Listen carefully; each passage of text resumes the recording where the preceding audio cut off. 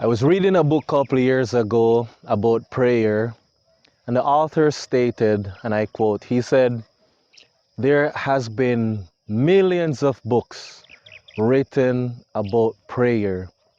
But if we were to write books about unanswered prayer, he said there is no library that we could build to facilitate books written about unanswered prayer.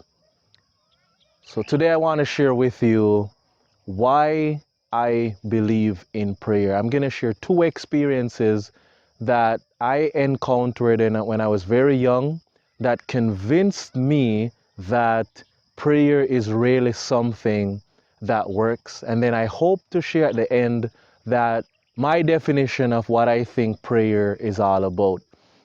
When I was about 9 years old, my mother was working in the city, and she would come home um, every 3 weeks, sometimes once a month, and she would spend a weekend and then she would go back to work. And as a kid, I've learned, my mother would be coming in the distance. And even though I don't know the time when she would come, I have an idea of like she would be between 3, 4 o'clock, like between 2 and 4 o'clock in the afternoon. That's when she would show up. And so I remember that particular time, I know she's coming. I had called her from the little phone booth that she's coming, and I was looking out for her. And somehow I, I couldn't see my mother, so I'm looking out, and the time when she would usually come, I couldn't see her. And at 9 years old, I knew that something is not right. And you know what, friends?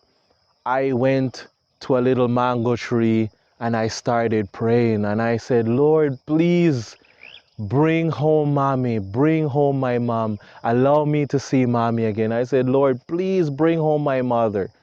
And friends, 5 o'clock in the evening came, and I saw my mother coming down the road, and I ran to meet my mother. And when I looked, my mother had a bandage over her face. I said, Mom, what happened? She said, Son, I was coming home and these strangers were going in my direction, and it's usually a long walk, and I asked these strangers if I could tag along in their vehicle, and they said yes. And she said, Son, we're driving, and the guy lost control of the vehicle and went over into the river, and we crashed. I knocked my face. I ended up in the emergency area. They had to suture my face and send me home. Son, that is why I'm late. I'm sorry. Oh, Freds, I reviewed the tape. I said, oh, wow, Mom, you know what? Now I know what was going on.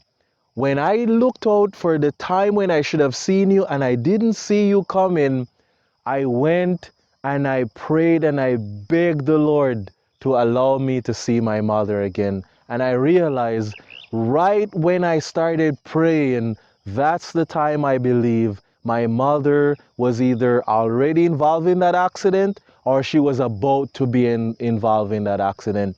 And at that point, at that age, I quickly learned that God hears, and he answered my prayer and he brought my mom home.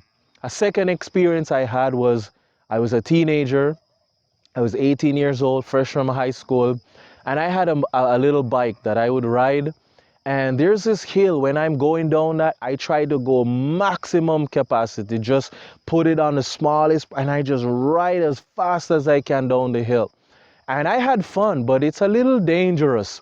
And I remember I pulled out my bike. I was living with my mother, with my brother at the time.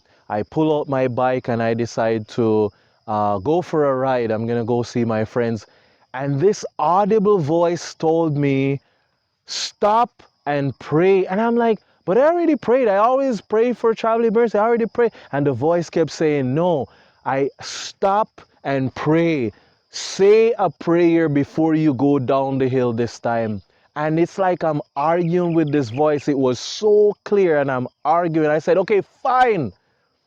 And I got off my bike And I prayed. I said, Lord, as I make this trip down this hill again, please help me to be safe. I prayed and I got rid of the voice. I said, okay, fine. I prayed and I jumped on my bike and I started riding maximum speed again. And then here comes the danger corner. And when I came around the corner, guess what happened? There was a car parked on my side. There were people walking.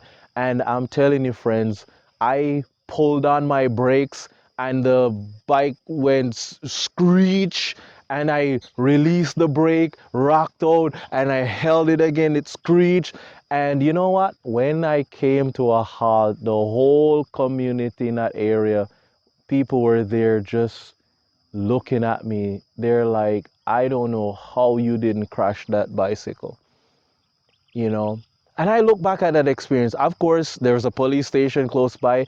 The wheel was so damaged that I had to park it in the police station for about a week before I could replace the whole wheel. It was so bent and the car was right there and people were right there. A lot of people thought I would have crashed and died. You know what saved my life, friends? Prayer. Prayer. And it just tells me that people don't understand what prayer is. People think that prayer means I talk to God about it and he fixes it immediately. And if he doesn't fix it, prayer doesn't work. People have that mindset. But for me, prayer is more of this is my means of communicating with God. I can tell him how I feel. I can tell him what's going on. Yes, he already knows, but it doesn't hurt to tell him how I feel and what's going on about it. Brothers and sisters, we're living in these tough times, and I pray and hope that you will come to appreciate prayer, not from the perspective of everything you ask God for, he gives it to you, not from that crooked experience or expectation, but the practical side that says, let us pray about everything because that is how we communicate with God. If he wants to make all our requests, yes, yes, yes, yes, that's up to him. But as a Christian, whether God will give me all the long list of things I want and ask for or not, I am so glad I have the means of communication, which is prayer. May God bless you and may he answer your prayers, not according to your will, but always say, Lord, not my will, but thy will be done. God bless, and I look forward to continuing to pray for you.